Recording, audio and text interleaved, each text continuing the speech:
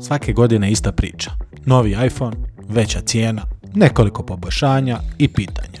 Isplati li se nadogradnja?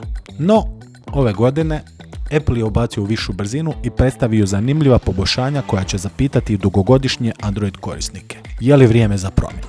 Jesmo li konačno dobili Pro uređaj koji donosi dovoljno noviteta da opravda svoju cijenu?